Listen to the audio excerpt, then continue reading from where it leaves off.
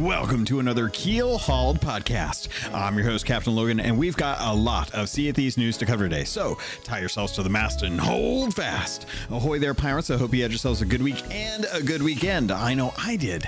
This week, we're going to be talking about our hopes and dreams for Sea of Thieves in 2026, given the orb stream and the beginning to season 18. All that and more in this week's episode of Keelhauled Podcast. But before we get into any of that, I have to thank the patrons. They are the ones that went over to patreon.com/Keelhauled podcast to show their support and their consideration and love for this content. So thank you to them, because if not for them, we would not be up to Guild Distinction 6, which means we're only 4 ranks away from being capped out for the first Captain's Keelhauled Captain's Guild for the Gold Hoarder. So really big shout out to them for working on this, and definitely something we should talk about later on in the episode as well too. So as always, I like to shout out the patrons, just to let them know I care and appreciate their contribution to this content. So thank you to A-Chick, L-Cute, Balls, Blue Turtle V1, Captain Chonky, Captain Longsharts, Chateau Noof, Super Pack, Zombie Killer, Cosmic Johnson, Static Mirror, Crazy Frog, Davram TV, El Jefe Esteban, Godhammer 6, Carl Embo of Embo Family Gaming, Kylia the Aficionado, Elvin Vramir, Evil Morpheus, Space Admiral Ors, Xbox Mike 29, Rabid Raccoon, Regis Stella the Brony Pirate, Ribloid, Rustbelt Kid, Sea Leg Sam, Shoe Daddy 13, Scamel 666, Tales of the Sea, The Demon Jester, Tommy D, TN Professor, Wailing Witch, Big Bad Pad, Mina Fairy, Heger Owl, Jeff H, Captain Duckweed, Evil Martha, Peter Miller, Rooski Doo, Thor Von Blitz, Luke Lore the Insipid Ghost, and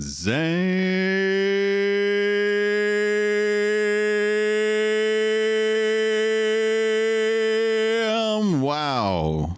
Thank you all so much for your love, for your support, and shout out to Owen for the email. I appreciate it and hope that you're able to get to play Sea of Thieves sometime soon in the near future. But with that, pirates, let's get into it.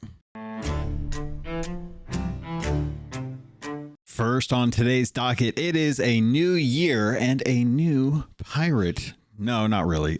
This year is just another year that we are going to be looking at Sea of Thieves, and we're going to be finding out whether or not Sea of Thieves is actually going to have something interesting for us. Now, I've been talking about this for a while. I think a lot of us have been talking about the orb stream and what could potentially come with that.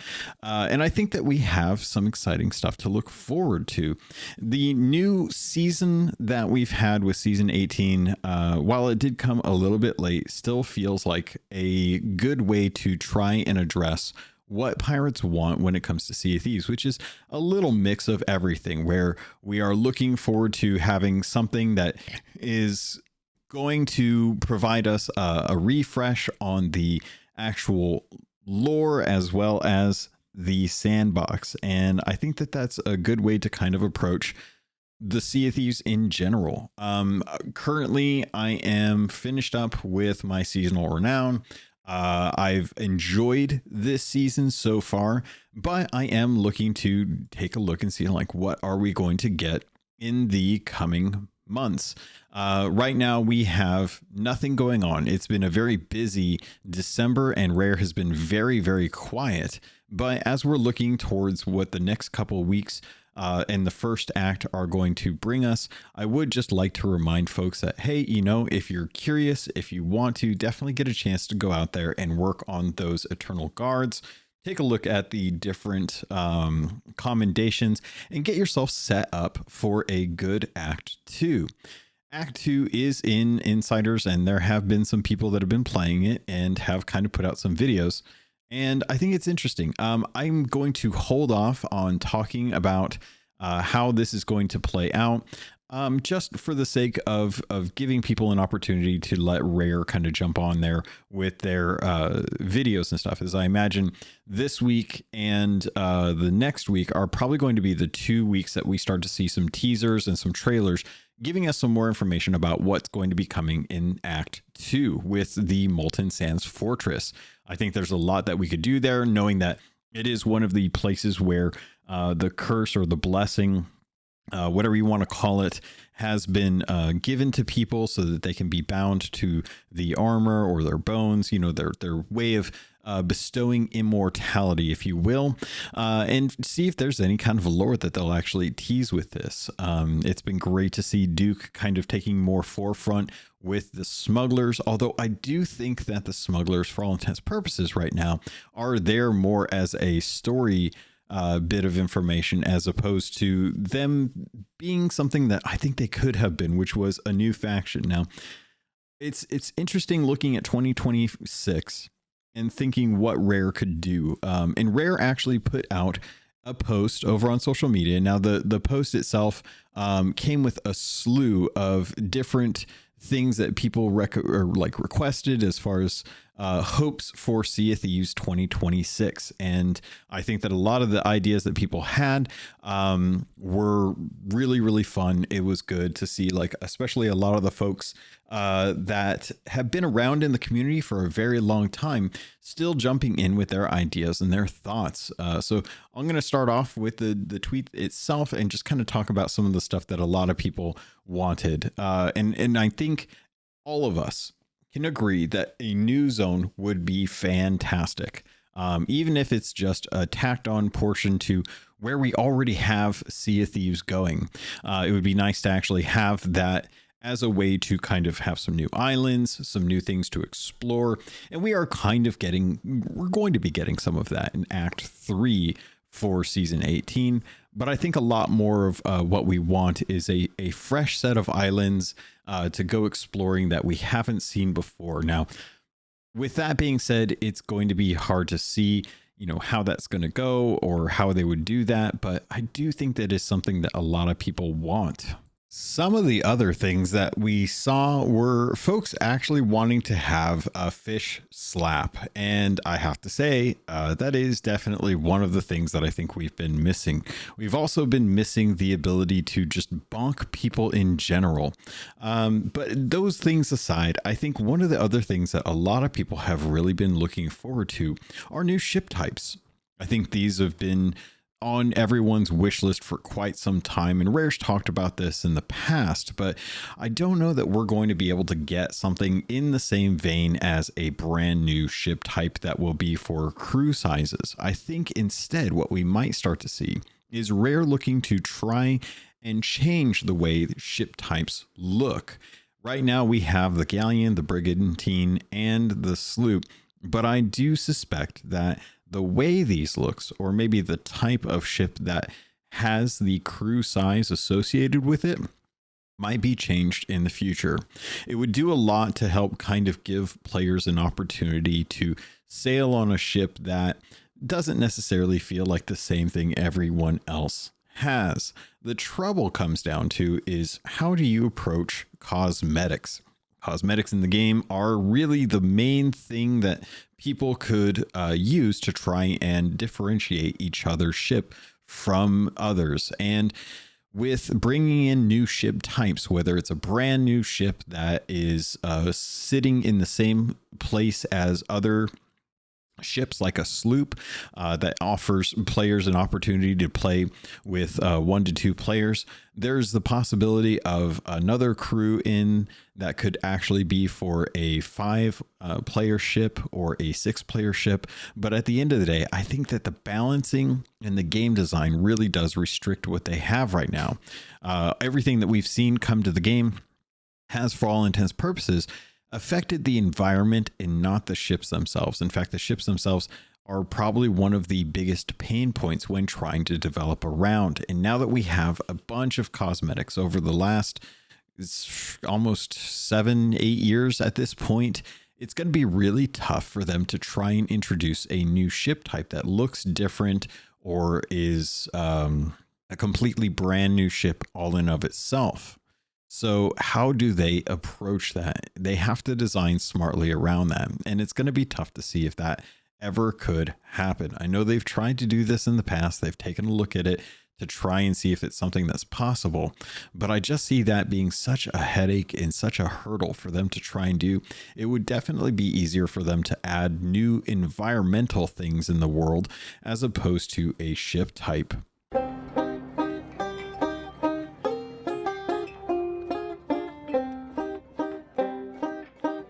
One of the other things that I think everyone has really wanted is potentially a new set of Tall Tales and or Arena. I think an expansion in sorts that Sea of Thieves could do would help kind of bring in new people.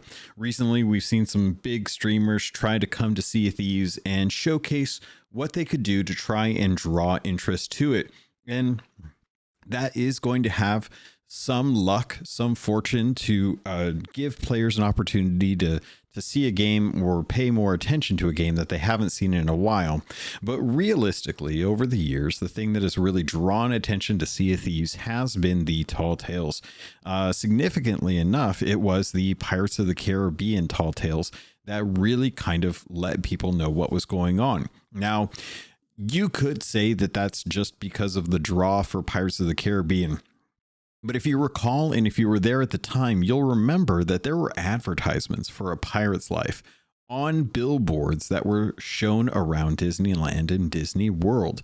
There was a huge bit of promotion backed behind A Pirate's Life, and the showcase at E3, I believe at the time, was significant. A lot of people were excited about this, and it had been kept under wraps fairly well. Very few people had really any inkling about what was going on. So something like that is going to be difficult, and it is going to be something that puts a strain on the studio. But I have to say, as someone who follows Xbox and has another podcast that covers Xbox news, there has been a game that has come out that I don't think anyone was anticipating this soon, and for all intents and purposes has been a very good sequel to the original. And I'm talking about Grounded 2. If you haven't had a chance to play Grounded 2, it is everything that Grounded 1 takes from the lessons it learned back in game preview and has done a really good job of offering that same mentality. The key thing here is not only does Grounded 2 build on everything that it learned from the first game, but they had an entire studio helping out Obsidian to build it, which means that the small team that was originally working on Grounded was supplemented and bolstered by this additional team. And the team, if I recall correctly, was one of the Arcane studios or one of the studios that was part of ZeniMax. And as a result of the Bethesda ZeniMax purchase back in years at this point, it was something that really has helped out Obsidian with taking something that they want to do and really driving home that goal, that ambition, even with the small team that they have working on Grounded 2, bearing in mind there is at least 3, if not 4 teams currently working on projects over at Obsidian. And they actually released 3 games this year. So now that Rare is no longer working on Everwild, I do wonder if there's going to be room, if there's going to be development space, if there's going to be time and investment with the studio to try and build out another stab at A Pirate's Life and give us the sequel to the Pirate's Life, Jack Sparrow and Davy Jones story that we so very much want. And there's been teases, there's been hints that a lot of this may actually happen, but until it actually does, it's just going to be a wish and a hope for something in 2026 or later. One of the other things that I thought was potentially a good idea for the game is expansion and depth built into different types of features. As we've seen with the Rare that is now in charge of what's going on, Drew and the team have been very explicit that they want to have that dedicated team that's going back to different things in the game and trying to see if there's a way to revitalize or adjust or just kind of take another stab at it. And I think that that's a commendable thing to do, because at the moment, things like the guild system or captaincy still feel like their 1.0 iteration. I think a lot of folks would like to have either guild hideouts on servers where they could hang out, akin to like the arena lobby that we've had in the past. But also, a lot of folks just want to be able to have access to more guilds or larger guilds. And in my preference, I'd like to have larger guilds. Currently, the guild size is too small for communities. It doesn't really help embody the essence of having a fleet out there. And there's no way to actually queue up into a lobby or a server with your guild. So really, you just have people who are in a guild working towards goals in a kind of passive asymmetrical means. And it doesn't really give that sense of what a guild is, especially for someone who comes from the background of World of Warcraft or Destiny. When you have your clan or your guild, there is a sense of camaraderie, the people that you play with on a nightly basis. And while we can have that with different crews that we sail around with, there are a lot of us who do in fact have more than just 4 people. And trying to get ships on a server right now is difficult, even if you live literally minutes away from one of your friends or significant others. And even if you're trying to get 2 ships on a server, I think the most successful way I've had has been a means of using Hourglass, which is not the intention for Hourglass. So at that point, I have to say, Rare should really consider in 2026 building out the guild function more, allow us to join more guilds or expand the guilds so that they can offer more players in one thing. As a community member myself and having a really amazing community with the Keelhauled Discord, I would love to be able to offer a guild that encompasses more than just the patrons, just purely due to the size.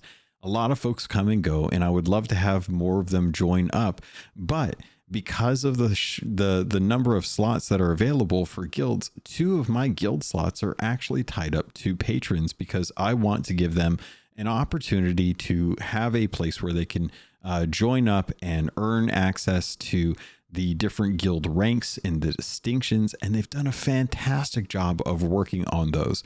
But truth be told, it would be better if we could actually have more people in that guild. They've shown that they can do this. They've shown that they've been able to increase the limit.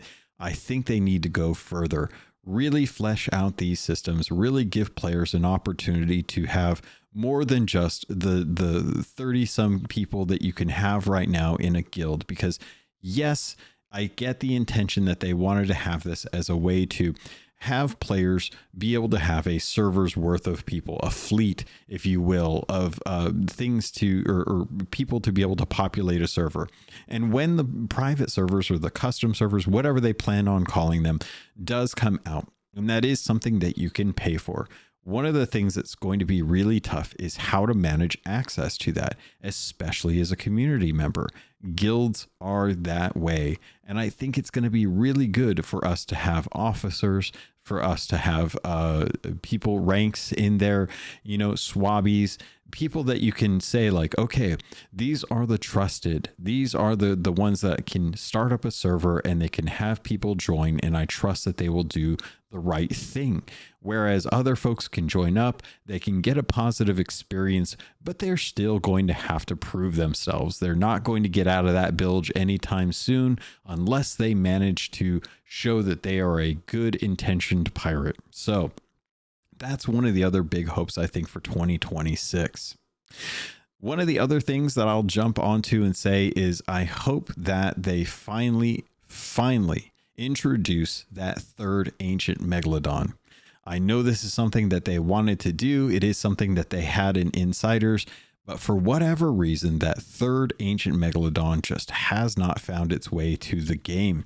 It's strange to me that they didn't introduce this, and I understand that at the time it was a time constraint, and I was happy to hear that they decided to not put the shrouded ghost. They already don't have the shrouded ghost in there.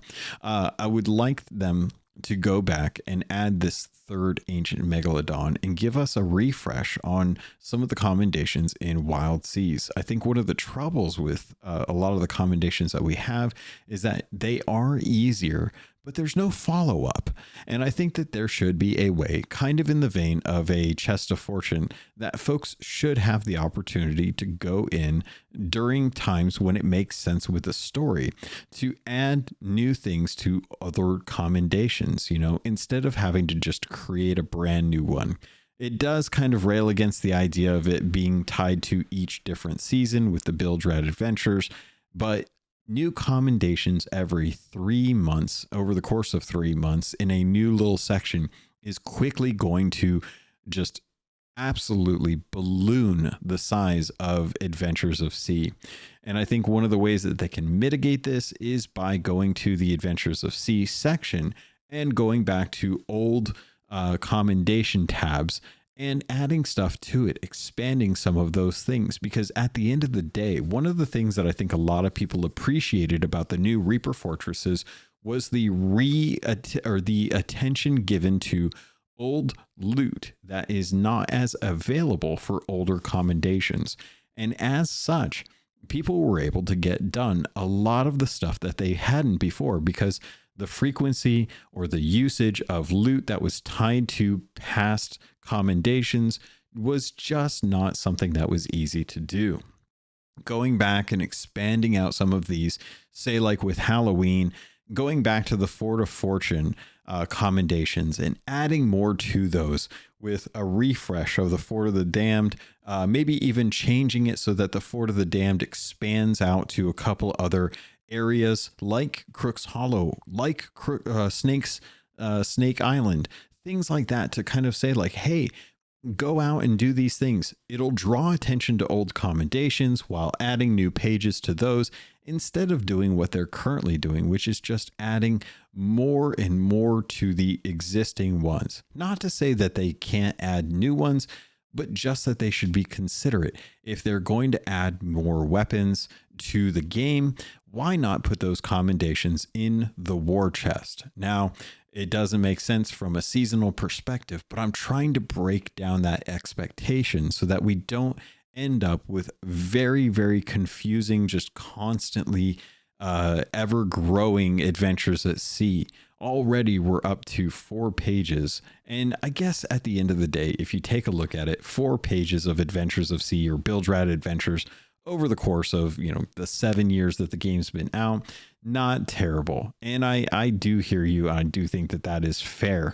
But it would be nice, much like with the Chest of Fortune, that they do add grades or at least change things up a little bit with that. One of the other big things that I think a lot of folks really want are options in the UI. I think a lot of us will agree that having loadouts for our outfits, favorites, filters, things to be able to try and hide some of the stuff that we don't necessarily want to see all the time, especially when it comes to weapons. I think everyone has their particular type of weapon that they like to use when it comes to cosmetics. And when you go into your weapon chest, you unfortunately don't really get a whole lot of opportunity. In fact, I would say that a majority of people probably either never change their weapons, or they change their weapons to in between moments of action or on the Ferry of the Damned. Rarely do you ever have time to go in and grab a change of weapon in the midst of a fight where you want to be able to pick out the skin that you want. And I think having a way to be able to do that when you're actually in the middle of combat by favoriting stuff so that it shows at the frontmost tab would be a good way to try and add some functionality to the game that would allow us to kind of showcase the cosmetics that we've earned over the years. Since we were talking about collaborations and tall tales, we might as well talk about it. One Piece. It is one of the biggest animes out there. It has been going on forever. I can't tell you anything about it except for Luffy the Pirate is one of the most recognized anime characters I've ever seen, especially going to a lot of conventions. Luffy is just ever loved. In One Piece being a pirate story, I can see how this would be an opportunity for Rare to take advantage of outside IP, much in the same way that they did with Pirate's Life, and if you want to go as far as to say Monkey Island, and try to pull in some people that have been following the anime for a long time, but haven't really had a good anime Sea of Thieves kind of One Piece experience. There have been plenty of One Piece games out there, but in my experience, most of them tend to be RPGs that are turn-based action style games. Rarely do you have that first-person perspective where you get to experience and see the characters of One Piece in a style that is like Sea of Thieves. There's going to have to be something in this game's future that draws people's attention to it. And one of the things that I could say would do well is to have something like One Piece. It's beloved, people understand it, know it, and those that don't, the ones that haven't been following anime that much in their life, would still benefit. They'd still be able to learn something about One Piece and expose that world to their experiences with Sea of Thieves in general. So I think there's a lot to be said for that. I think there's a lot that could be done to introduce people to a world that they may not be familiar with. And I think it's a good opportunity to kind of see, like, what is it that Sea of Thieves could do that could draw folks in that they wouldn't normally expect. I have to say, the one thing that I think a lot of folks are looking forward to is potentially what could be with a Sea of Thieves 2. This is something that I think a lot of folks have talked about, and I think it's tough to really kind of say, like, what would happen with Sea of Thieves if they decided to go with a sequel. But I do think a lot of folks want to see what Rare can do if they were to take all of the things that they've learned with making Sea of Thieves and apply it on a fresh basis, including all the systems that they have to build those out and have those built in a way that allows you to truly capitalize on the knowledge that you've learned over years and years and years. Not to say that Sea of Thieves can't be adapted and changed, but there is something strange about Sea of Thieves at its core that just seems almost impossible to try and recreate. The way the game is built, the way that things work together, there's always going to be issues. And it always kind of comes down to this question: would a Sea of Thieves 2 actually fix any of the issues that we currently run into? Or is this just one of those, we need to keep working at it, we need to keep whittling away at the bugs? I think that there's still a lot in the game that can be done. I don't think that there's anything that would necessarily tell me that Sea of Thieves is over or it's dead or, you know, things aren't going well outside of just the player base. But I think that it really just kind of depends on what Rare puts into the game. That being said, it does merit the discussion about what would entail a Sea of Thieves 2. We've seen other games do this and do it with success. I think everyone can take a look at Destiny 2 as an example of what do you do when you have a good idea and it works and people are enjoying it, but you want to build on that and you want to do so in a way that takes into account all the lessons you've learned. Not to say that Destiny 2 isn't without its issues, it very much does, but like the example with Grounded 2, now with Destiny 2, it bears mention that a lot of folks would like to see what Rare could do if they decided to take what they've done with Sea of Thieves and apply that in a way that takes advantage of newer hardware, of better tools through the engine that they're using, with plans for how to address things like cheating, things like exploits, all of the things that we've really kind of seen them have trouble with. I think at the end of the day, everyone's happy with the world and how it works for the most part, without like the major issues of like bugs that we run into. Everyone seems to enjoy playing in Sea of Thieves. I think there's a lot of discussion and controversy around whether or not people should have just PvP or PvE. But it does seem to be one of those things where if Sea of Thieves was to get a second chance, would they be able to cater the game in a way that takes into account the things that people want on both ends of the spectrum? And I think if they could do that, there's a chance that they could really do well. And it would be interesting to see what that would be. Now, the trouble is that if you were to do that, you're running into that instance of how do you build a game on top of maintaining a game currently? And with Sea of Thieves, it's going to be one of those things that I think is tough, especially given where Rare is located. I wonder if having the location of them being in the UK causes issues with support or issues with obtaining talent or retaining talent, or how they have to manage people being in the area and how hard it is for them to go into the office.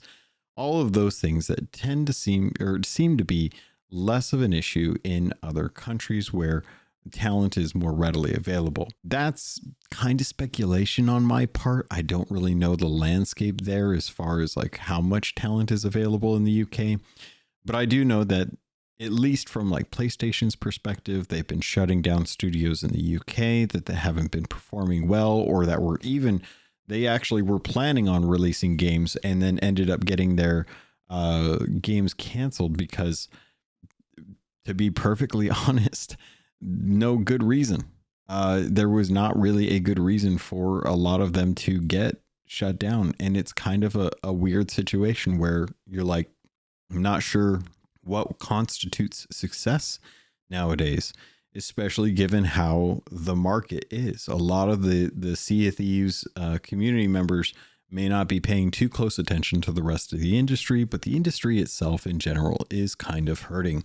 Game prices are looking to go up. Dev time is looking to expand. The cost of making games is going up. Consoles are not selling any more than they have in the past. There's not really much growth in the market. And Rare is kind of at the mercy of what Microsoft is doing, which means Microsoft's main initiative of pushing studios to use AI to try and help with the development time may be a boon, may not be a boon, but regardless, they're going to be asked to try and test that. And Rare has always kind of been a bit of a test bed for new enterprises or new ways of doing things in with Sea of Thieves. They were kind of the first ones to be tossed out as a third-party exclusive when originally they were just like a main Sea of Thieves for Xbox, and that was something that not many people got to try out. So I don't know if a Sea of Thieves 2 would solve any of the problems that we're running into now, but it would at least give players a chance to see what Rare could do with the learned knowledge over the years and years that they've been making the game.